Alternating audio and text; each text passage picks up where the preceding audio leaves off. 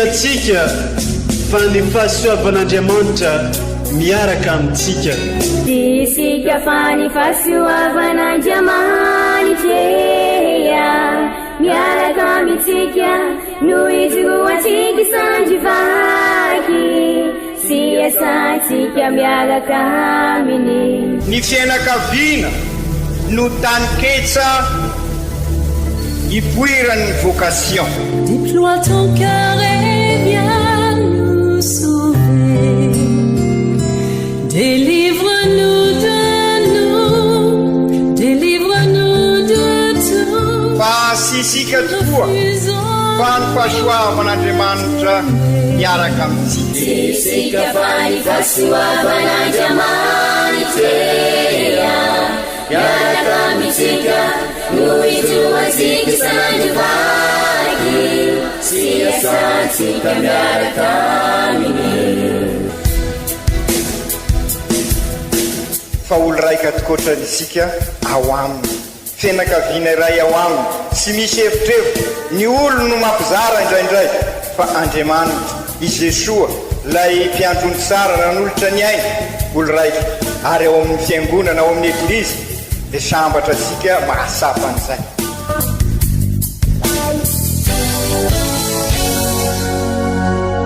Olo araiky atsika atambatry ny fanahy masina kamiray, olo araiky ao amin'ny Kristy. Fandaram-pampianarana iarano amin'ny son excellence Monseigneur Benjamin Marc Caramarson eto amin'ny radio Fagniry.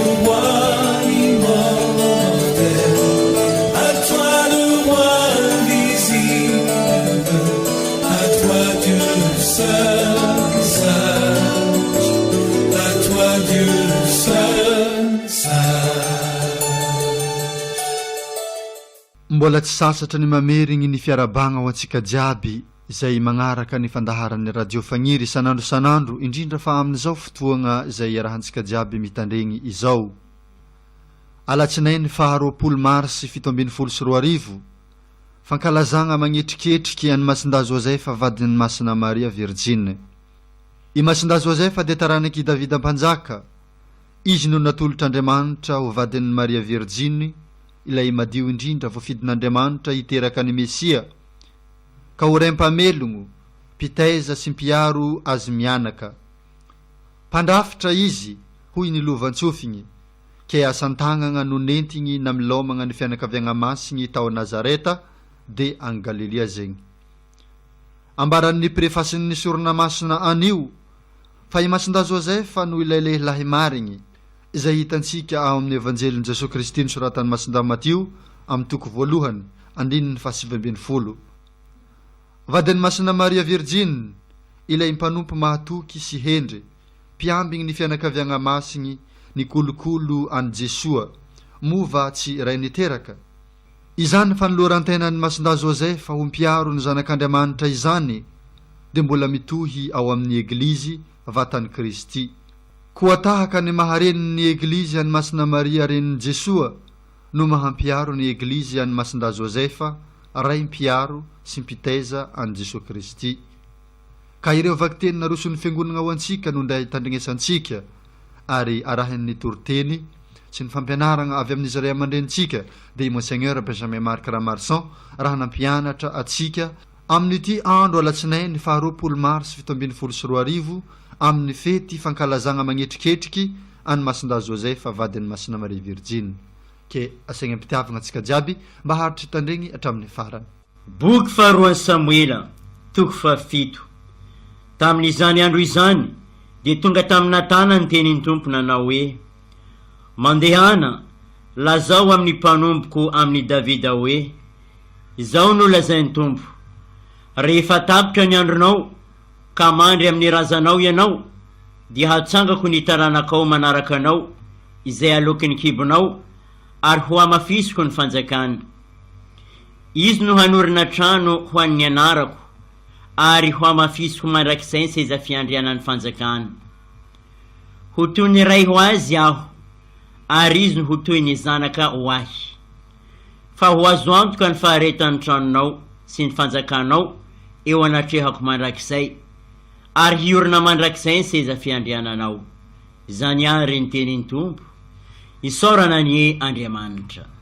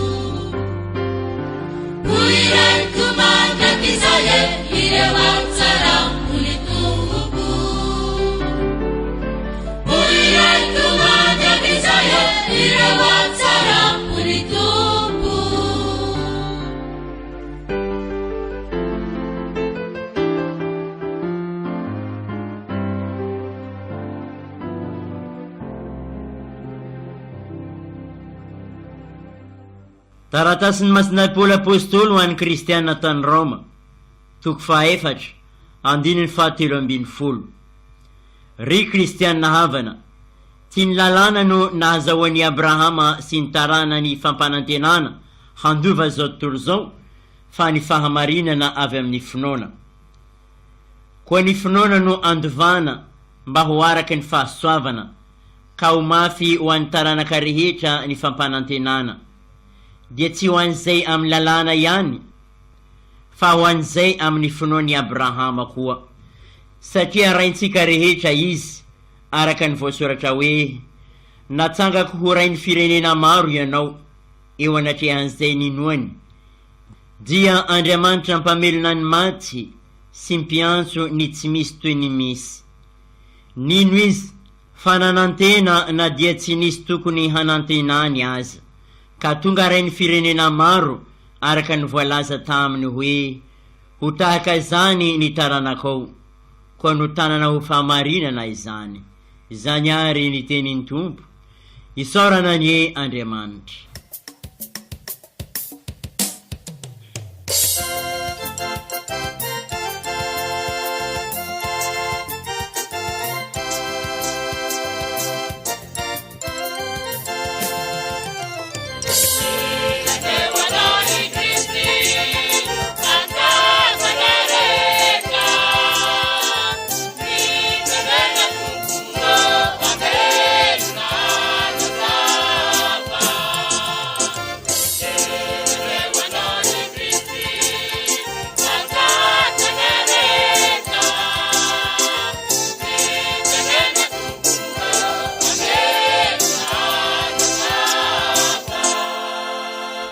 Evanjely masina nosoratan'ny masinday Matteo, toko voalohany andinany 9:40.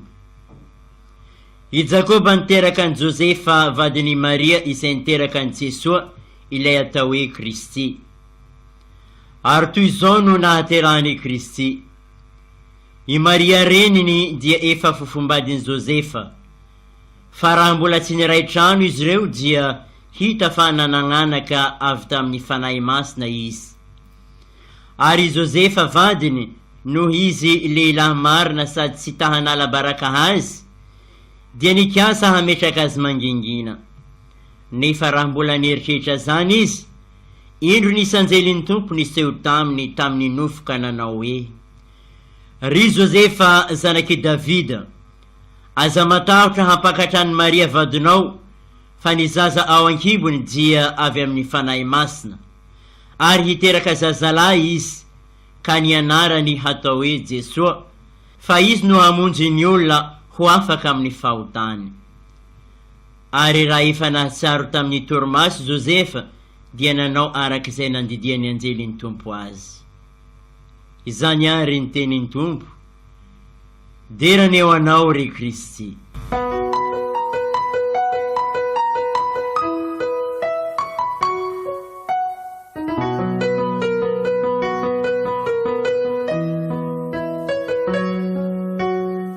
Ry kristianina havana, raha ny marina dia omaly 17 marsa, fa noho izy alahadin'ny karemy dia io no nitsaroana manokana omaly ary nankalazana omaly ka nafindra amin'izao alasineny izao no fankalazana any masinday Josefa raim-pitaizany Jesoa.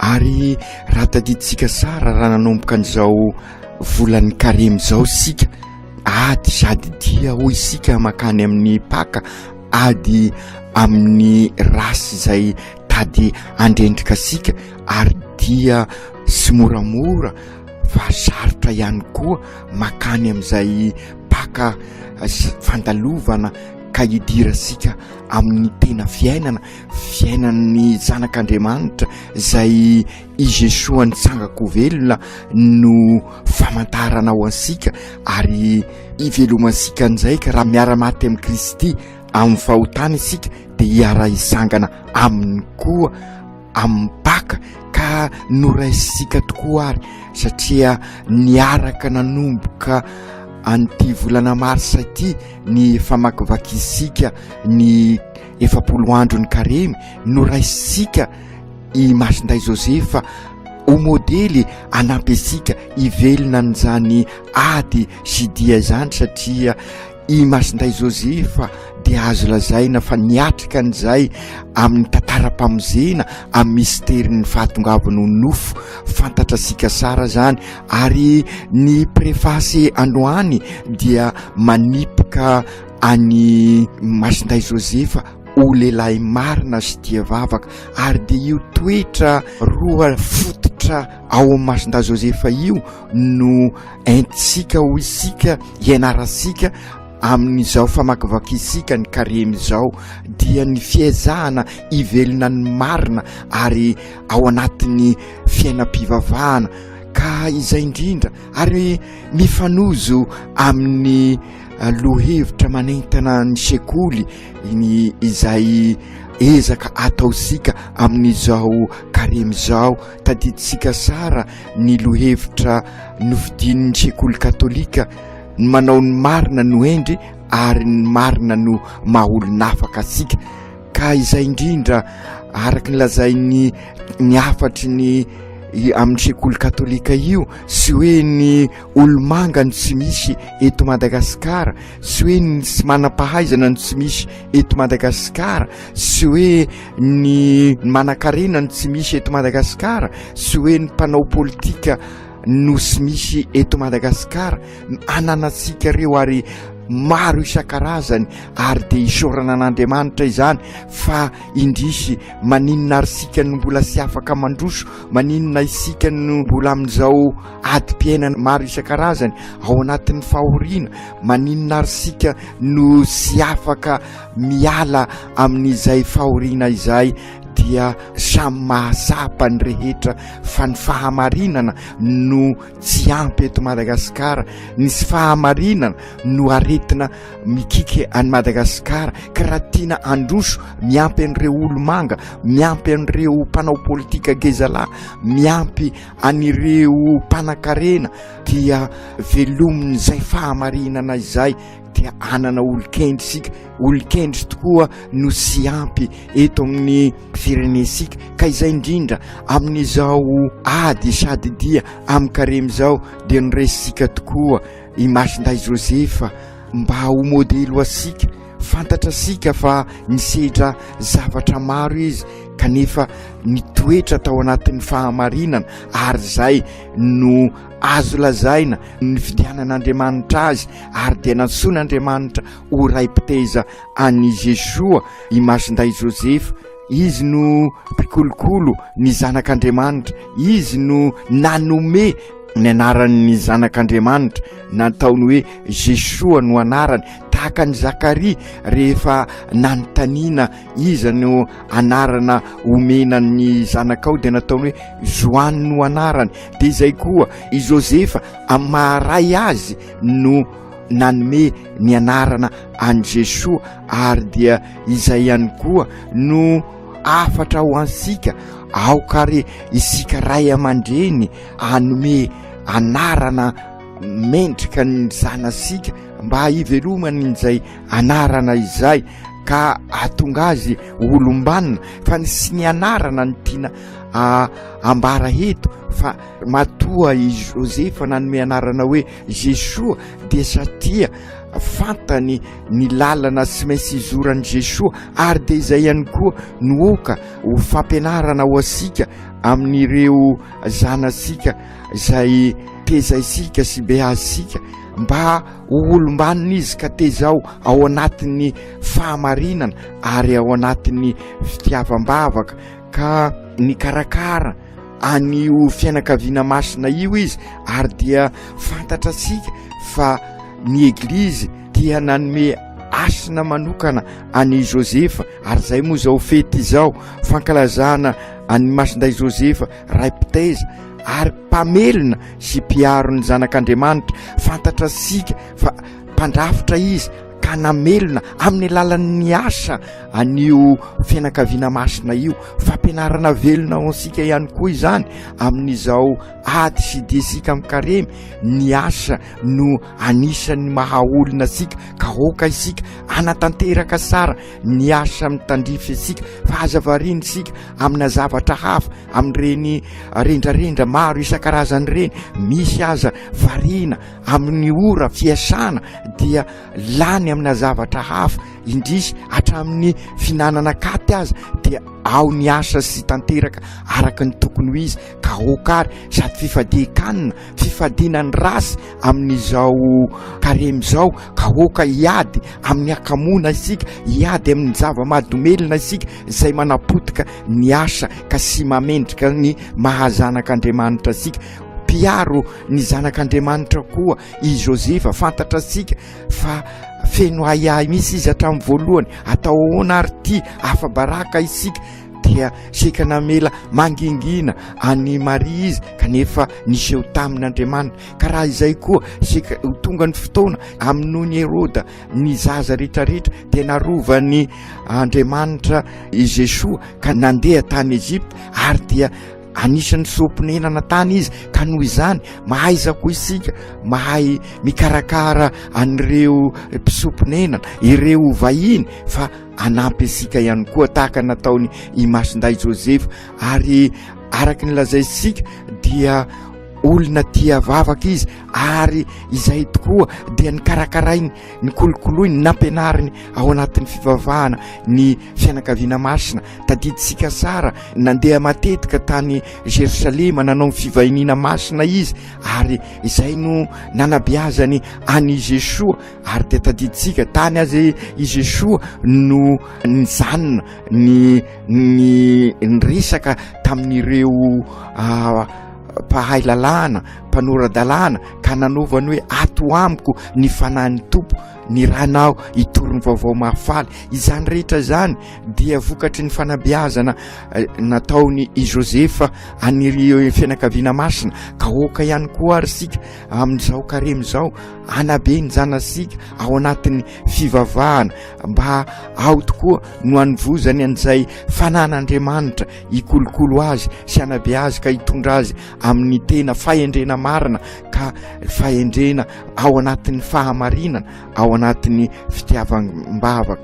Ary fantatra sika ihany koa fa noho izay maharay pitaiza any Josefa izay amin'ny mampandrafitra azy dia nanome asina an'izay asa izay izy ary izay no mahatonga anymasinday Josefa piaro ny mpiasa rehetrarehetra. Ry Jesoa misaotra anao zahay noho ny fidiananao any masinday Josefa ho ray pitaizanao ka mba amin'izao fotoana ankalazana manokana any masinday Josefa zao dia mivavaka ho an'ny ray mpianakaviana rehetrarehetra zahay mba hakataka andray any masinday Josefa ho modely tokoa ary dia mivavaka ihany koa ho anay kiraikiraiky zahay mba olo marina ary tia vavaka masiary manokana an'ireo mpitondra fanjakana zahay satria ray ihany koa ny mpitondra ray aman-dreny ny mpitondra ka enganie ho anana an'izany toe-panahiny masinday Josefa zany izy ireo ho marina ary ho eo anivon'izy ireo ny vavaka ny fitiavan'Andriamanitra ny fatahorana an'Andriamanitra ary ampio izahay amin'izao ady sady dia hitondranay amin'ny paka izao ka i masinday Josefa ny hivavaka ho anay ka amin'izay mba hiova tokoa ny fonay ka ho fo vaovao no entinay mankalaza ny paka ka hiara hisangana amin'ny Kristy tokoa izahay ka ay ampanjaka ny fahamarinana ampanjaka ny rariny sy ny hisiny ary dia ianao tokoa ry Jesoa no eo anivon'ny fiainanay sy hivim-piainanay ka hay ampitrotra ny finoana sy ny fiainana andavanandro tahaka ny masinday Josefa izahay ary dia hitondra anay any amin'ny fiadanana marina. Aoko tanteraka izany amin'ny anaran'ny Ray sy ny Zanaka sy ny Fanahy Masina. Amen.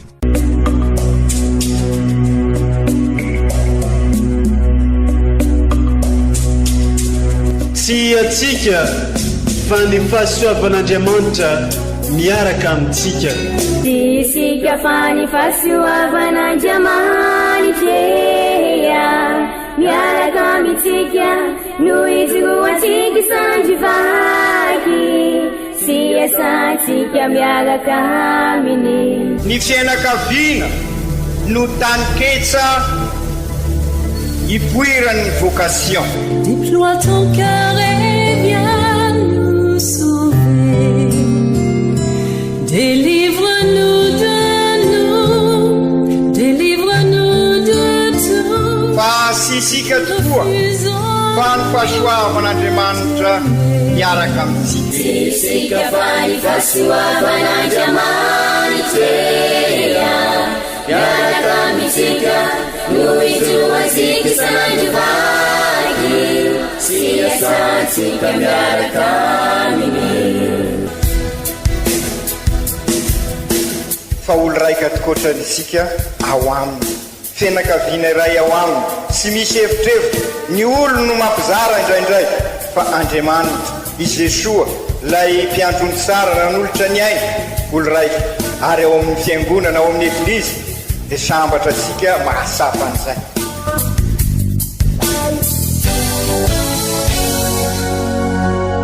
Olo araiky atsika atambatry ny fanahy masina ka miray olo araiky ao amin'ny Kristy.